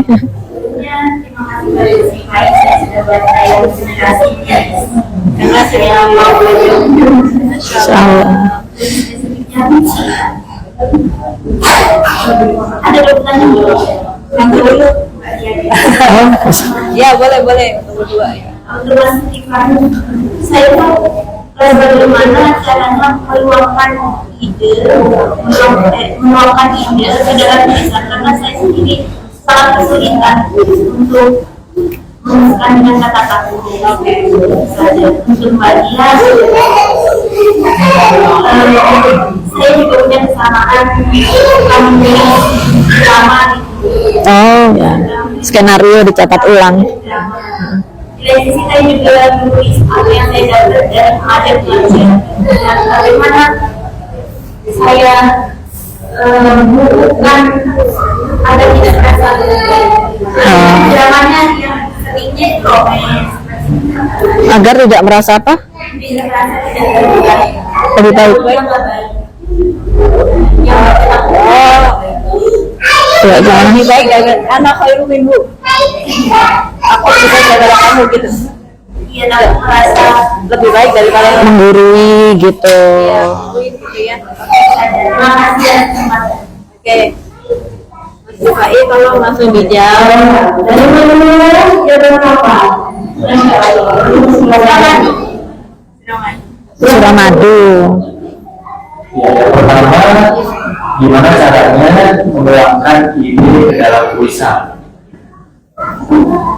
Caranya yang pertama menurut saya, yang ini cocok banget kita jadikan sebagai salah satu dan adalah teknik peluangnya atau menulis bebas. Menulis bebas itu kita durasi menulis kita berapa lama? Misalnya, dalam waktu 20 menit. Tangan saya nggak boleh berhenti memetik atau menulis di kertas selama 20 menit itu. Entah itu tulisan beraturan atau enggak, acak-acak kayak apa yang saya tulis apapun selama 20 menit itu. Jadi sudah bisa kalau langsung tangan itu harus bergerak, entah itu tulis apapun yang ada di otak kita tuliskan semuanya. Pasti acak-acak, pasti random, pasti nggak beraturan. Tapi cuma terusnya itu, karena itu adalah salah satu yang terbaik menurut saya untuk mengeluarkan apapun yang ada di kepala kita menjadi tulisan. Karena kalau baca cerita kayak kita kan susah. Mungkin tidak apa yang kita pikirkan kayak gitu, tulisannya jadi kayak gitu kan. Tapi lama-lama mulai terstruktur. Saya ini bicara dalam tulisan yang pertama tadi. Setelah selesai 20 menit selesai, aku udah sekolah apa, ya masih acak-acakan itu. Coba ditata kalimat mana ya kira-kira cocok dibuka gitu kalau kita tidak dari itu kalau kata itu setelah selesai tulis selama 12 menit kalau nggak bisa coba pakai AI untuk saat ini ya untuk latihan gimana ya caranya membuat kalimat yang masuk tidak bulan tidak masalah untuk latihan ya dan nanti tidak boleh berkarya jangan supaya tahu bahwa ternyata ini yang cocok sebagai pembuka kalau awal kan susah menentukan ini ternyata ini yang cocok sebagai pembuka mungkin seperti itu free writing dulu ada juga kita kata Gimana caranya tadi supaya tidak begitu namanya masa terpulih biasanya padahal kan mau kasih belajar Iya. Bismillahirrahmanirrahim. Rabbi shrahli sadri wa yassir li amri wa hlul 'uqdatam min lisani yafqahu qawli. Ini agak susah ya. Emang kadang-kadang ini tapi tadi nggak tahu kaitannya kok sama drama ya. Maksudnya gimana? Nyat.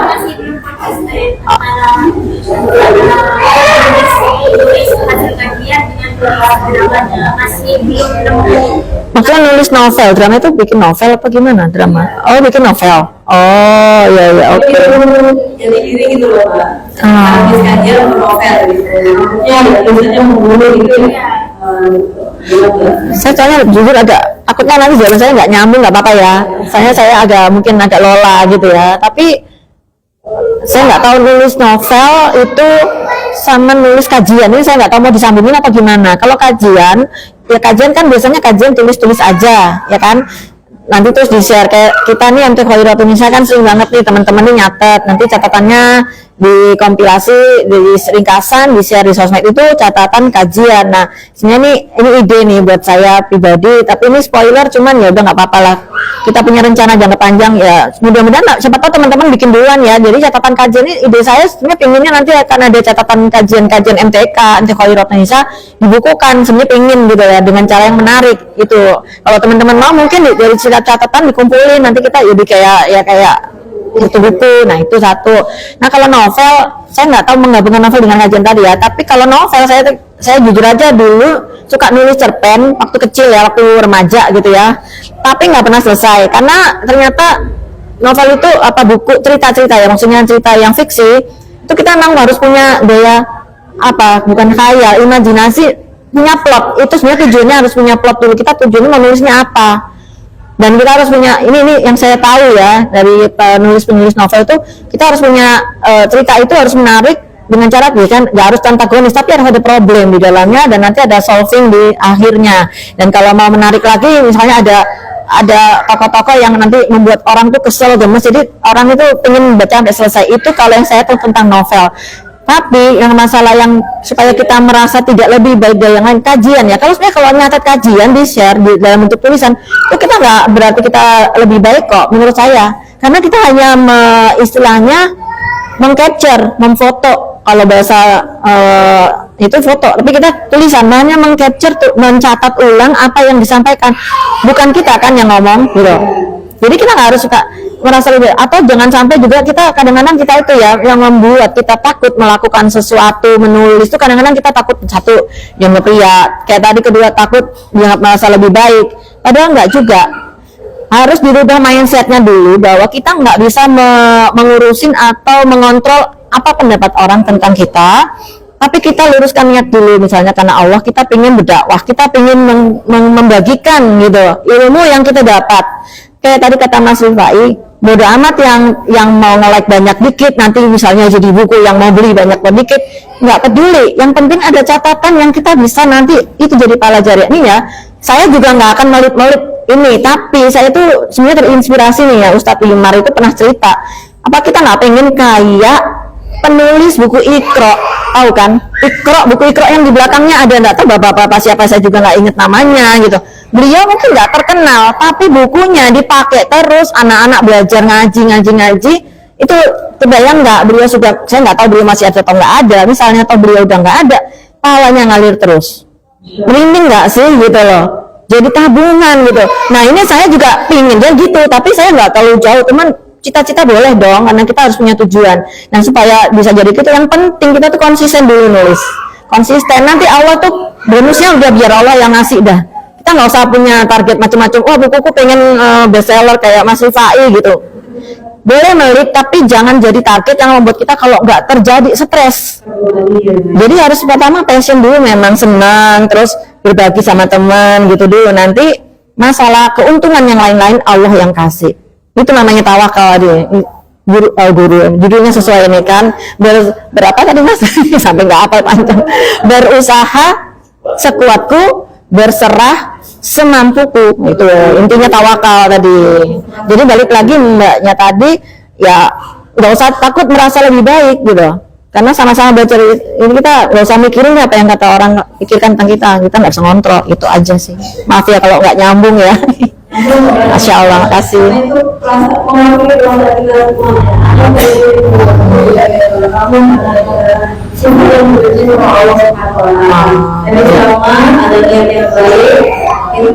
Luruskan niat.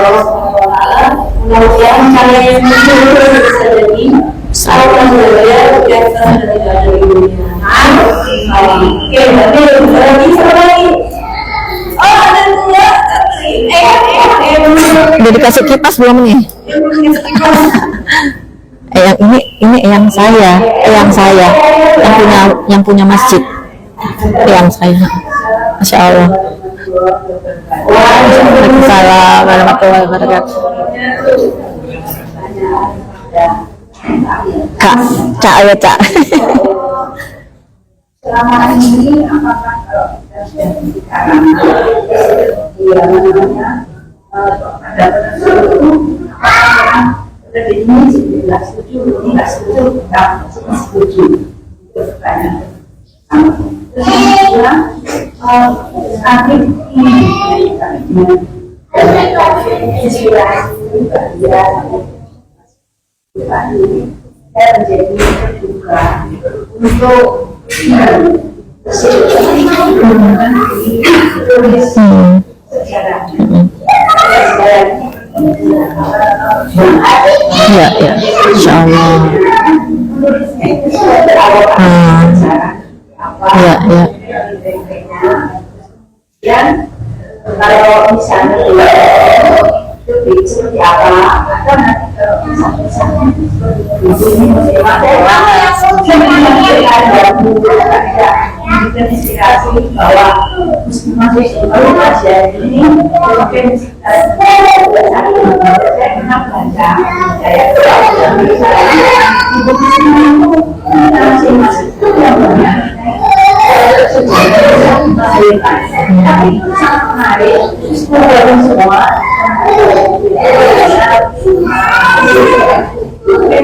muslimah berbeda. Amin, Masya Allah. Inspiratif, ya bisa.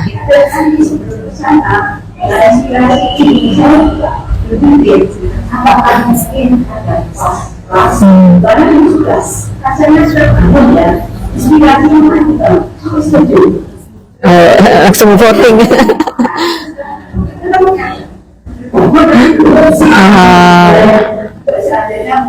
Kelas online. tahu apakah itu dengan kelas-kelas itu kalau dengan ada atau seperti apa ya pemikiran saya. Teman-teman yang inspirasi dari semuanya, gimana? Nyambung nggak pertanyaannya? Nyambung, baik. Cepat kasih. Ini jalan aja ya, tidak apa-apa. Teman-teman jamaah, kalau jamaah ini cerita Bisa aja. Ya boleh banget karena kebetulan saya itu sebetulnya orangnya lebih suka edit gitu loh, editor mungkin ya. Karena saya tuh Mas Rifai mungkin ini juga saya info aja. Saya tuh waktu sekolah itu paling seneng itu pelajaran bahasa Indonesia dan guru saya tuh kalau ngajar sampai ngelotok saya dari di mana itu dipisah kapan disambung kapan itu. Jadi saya tuh kalau misalnya ya editan, saya tuh kalau teman-teman nulis terus mau di-share ke itu saya yang edit. Karena saya tuh lihat teman-teman ini sebenarnya nulisnya oke kan, kayak tadi kata Mas Sifai, nulis aja gitu loh, nggak usah terlalu mikirin editingnya gimana. Tapi saya ini orangnya suka ngedit. Nah jadi kalau ibu-ibu ini mau nulis aja nggak apa-apa, nanti saya ngedit boleh. Nanti final editingnya dibantu sama timnya langsung juga boleh. Saya tuh orang suka ngedit, tapi jadi editing pertama boleh lah saya ini share aja ya teman-teman tuh kalau nyatet kajian itu kadang-kadang panjang-panjang banget gitu loh. Saya bilang ini kalau panjang banget mah jadi buku, kalau untuk di sosmed buat panjang-panjang nggak ada yang mau baca, nanti capek kan lihat layar. Nah saya ngedit, saya potong yang bagian yang perlu dipotong tanpa mengubah isi. Nah boleh kalau teman-teman ibu-ibu ini inspiratif banget idenya Eyang gitu ya. Saya juga maunya gitu soalnya di Jakarta. Nah ini kalau teman-teman Surabaya bisa duluan, Masya Allah itu benar-benar ini kan jadi semangat coba. Siapa yang nggak kepingin nulis sekarang? Ayo, sangat tangannya nggak mau nulis. Pasti semua pengen nulis kan, nggak ada ngangkat tangan ya, nggak tahu mau apa enggak. Tapi gitu loh, boleh nanti tinggal siapa yang mau ordinir, nanti materinya tulisannya berapa nih gitu nanti diolah tanpa mengubah isi, boleh, saya mau banget ngedit gitu. Mudah-mudahan ya di jalan Allah. Amin. Kita aminkan ya. Jadi taklim muslimah masih Amin. Allahu Akbar. Mas Rifai gimana? Tadi ya Ya, terima kasih ya atas pertanyaannya. Yang pertama,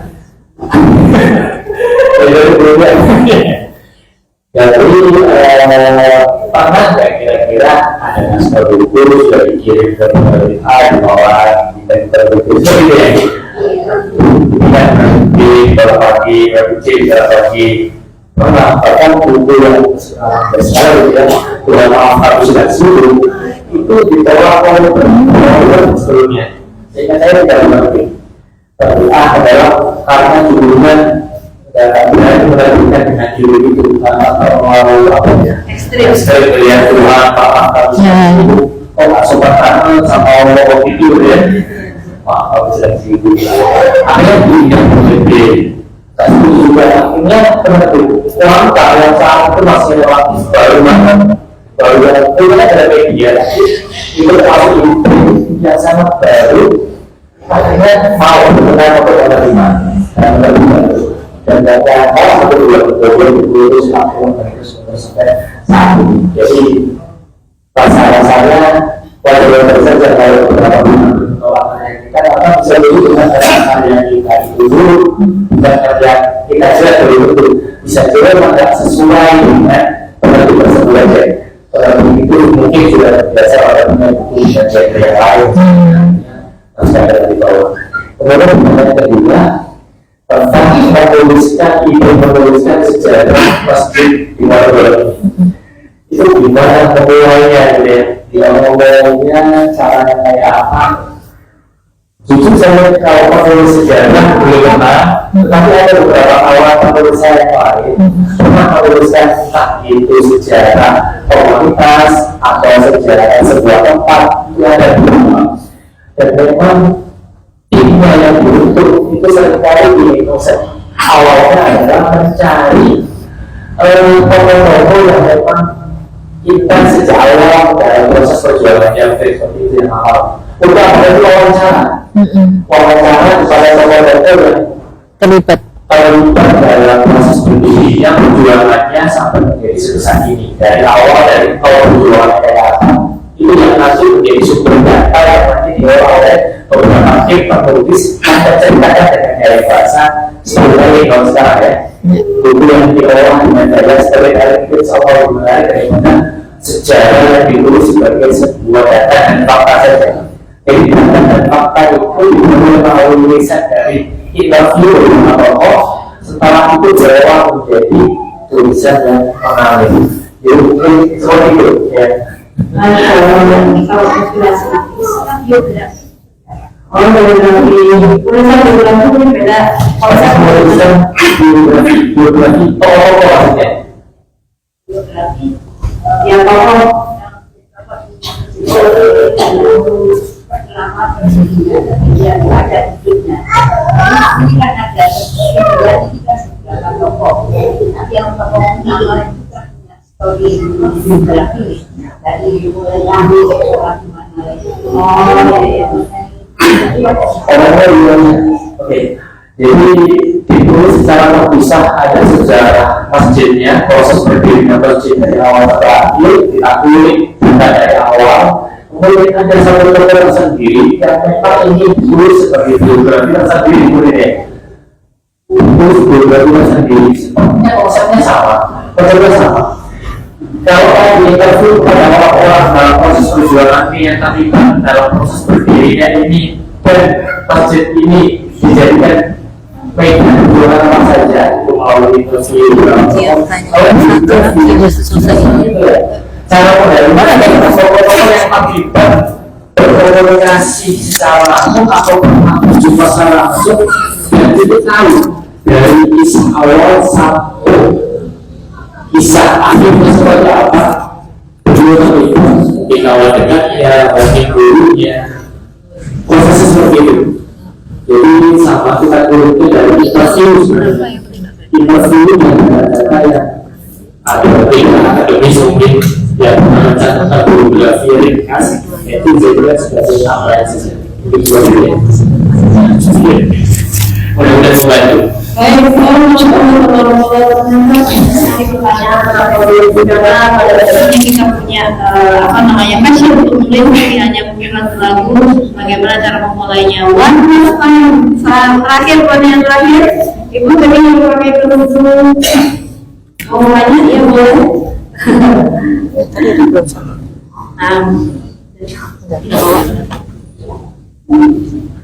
Ibu siapa?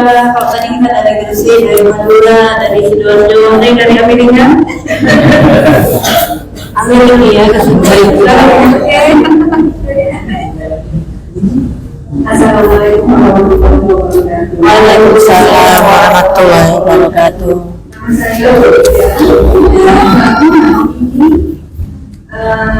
Kajian. Masya Allah. Kebetulan rekan saya yang pesan penulis Mas Masya Allah. begini pribadi saya tanyakan untuk menulis pilihan kita sendiri seperti yang dikatakan tadi diutamakan orang lain. Nah itu kadang pilihan itu ada musiknya gitu, gimana itu? Sebenarnya kita kan nggak mau membuka itu, tapi ini pelajaran buat orang lain bahwasanya itu proaktif. Nah itu cara menuliskannya sangat seperti ini beragama ini gimana caranya itu? Jadi saya harus mau share itu apalagi menawarkan ke itu yang bisa ya gitu. Gimana caranya? Itu adalah Art of writing gitu. Seni dalam menulis.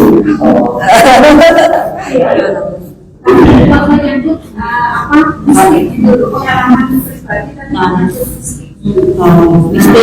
Mistis kemudian diplesetkan ke tulisan jadi indah gitu jadi. Oke, baik. Berat. Indah dari mana Bunda? Dari Surabaya.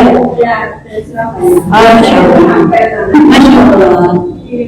Terima kasih Bunda. Jadi ini adalah pengalaman pribadi. Hanya saja pengalaman ini belum tentu bisa diterima oleh orang saya kira. Apakah sudah masih pengalaman mistis yang sebenarnya nggak ingin menuliskannya secara utuh. Ini pengalaman pribadi saya. Kalau dituliskan sebagai pengalaman pribadi bukan ada dulu ya. Ini karena ini pengalaman yang mistis, apalagi pengalaman mistis itu artinya takutnya ini bertentangan dengan agama. Kalau ada kekhawatiran bahwa ini bertentangan dengan agama, justru menurut saya memang harus disimak saja. Kenapa? Karena bisa jadi kalau bertentangan dengan agama ini masih meragukan kita, jangan buru-buru untuk disebelah, jangan buru-buru untuk dibagikan. Kecuali kita menuliskannya dalam bentuk fiksi. Kalau kita menuliskannya dalam bentuk fiksi, misalnya novel horor, apa itu menurut saya nggak tulis nih. Novel horor itu kan juga dampaknya juga kadang nggak selalu positif juga. Nah, target ibu dan kita memulai aja sih. Target ibu dan ingin menuliskannya dalam bentuk apa? Atau tujuannya apa untuk menuliskan pengalaman mistis itu sehingga saya ingin untuk saya tuliskan supaya orang lain tahu bahwa hal-hal gaib itu ada pengalaman pribadi yang mengalaminya. Kira-kira target utamanya apa? Ada pembacanya misalnya. Kira-kira seperti apa?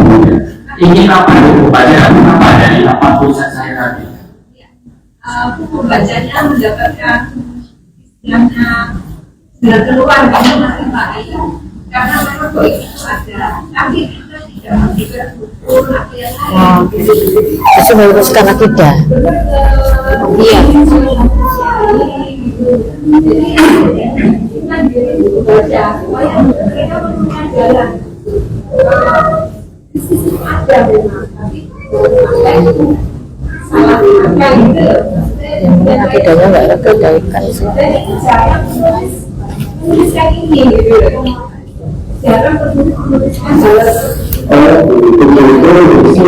Meluruskan akidah.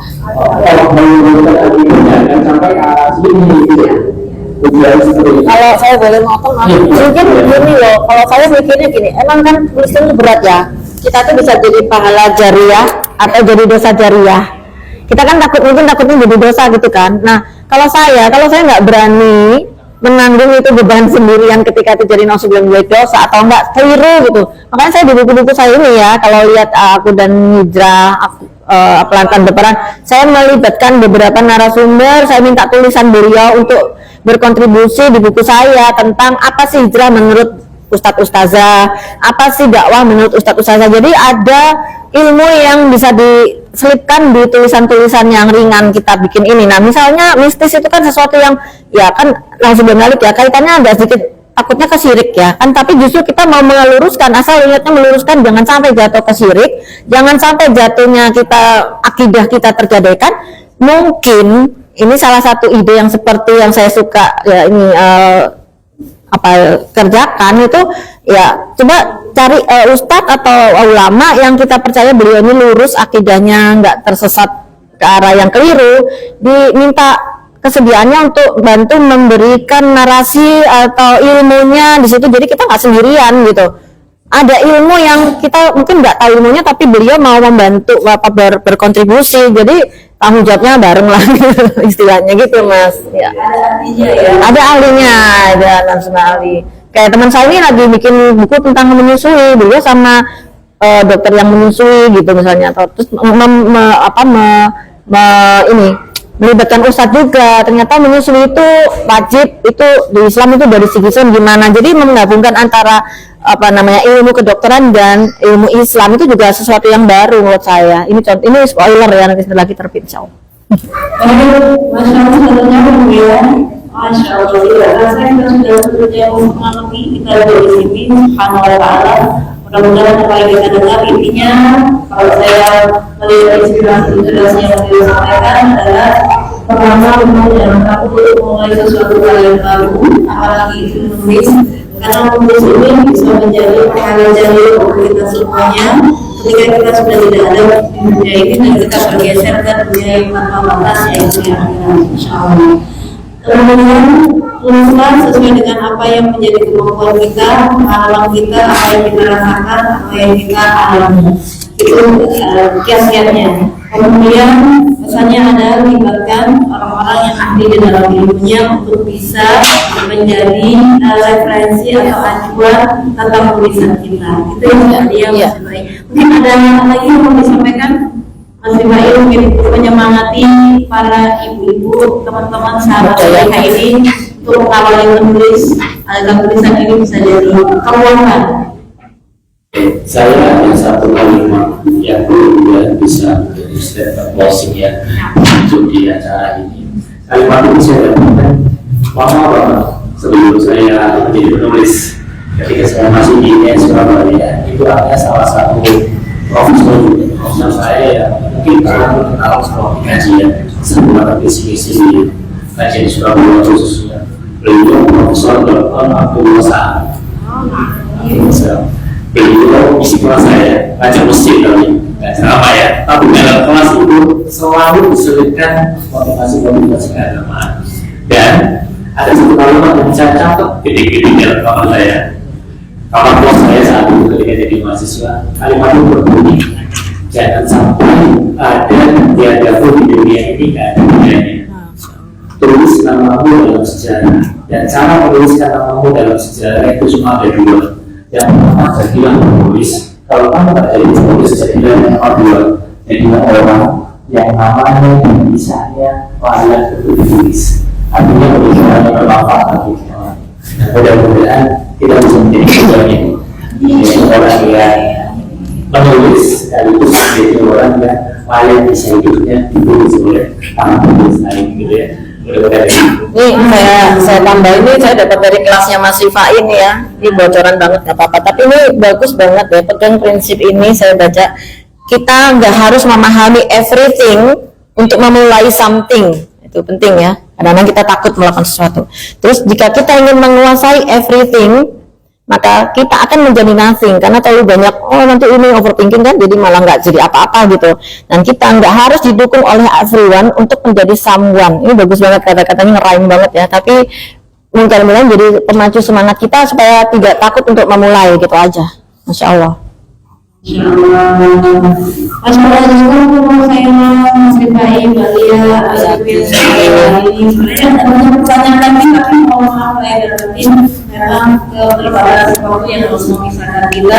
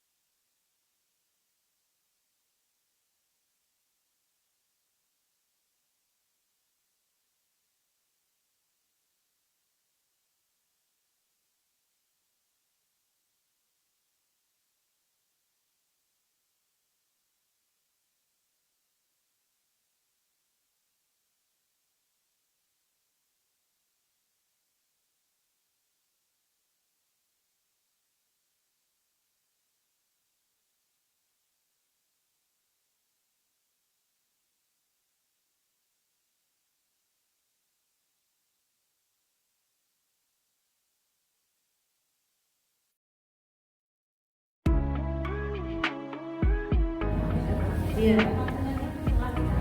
Iya. Iya. Tadi bilang sia-sia kalau kita abadikan khususnya melalui tulisan apapun itu.